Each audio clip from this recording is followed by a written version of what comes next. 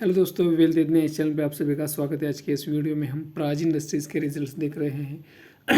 ये industrial products के industry में काम करती है। इसका 9,800 करोड़ का मार्केट कैपिटलाइजेशन है और ये अराउंड 40 के पी के आसपास अभी ये ट्रेड कर रही है।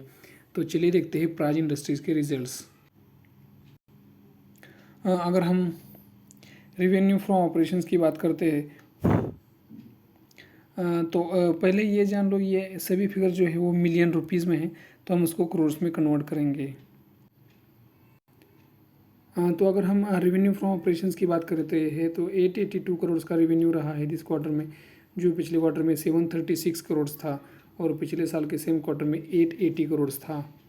अगर हम क्वार्टर ऑन क्वार्टर बेसिस पे देखते हैं तो 19.8% की ग्रोथ दिख रही है और अगर हम ईयर ऑन ईयर बेसिस पे देखते हैं तो 0.2% से रेवेन्यू बढ़ा है।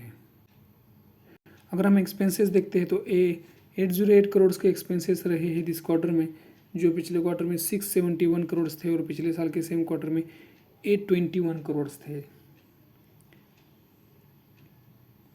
अगर हम क्वार्टर ऑन क्वार्टर बेसिस पे देखते हैं तो क्वार्टर ऑन क्वार्टर बेसिस पे 20.4% से एक्सपेंसेस बढ़े हैं और अगर हम ईयर ऑन ईयर बेसिस पे देखते हैं तो 1.6% से एक्सपेंसेस डाउन है। अगर हम नेट प्रॉफिट की बात करते हैं तो 62 करोड़ का नेट प्रॉफिट आया है इस क्वार्टर में, जो पिछले क्वार्टर में 58 करोड़ था और पिछले साल के सेम क्वार्टर में 48 करोड़ था।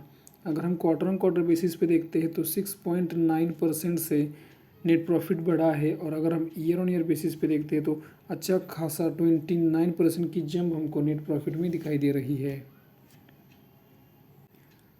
तो इस वीडियो में इतना ही। अगर ये वीडियो आपको इन्फॉर्मेटिव लगा है तो वीडियो को लाइक करना और चैनल को सब्सक्राइब करना मत भूलिए।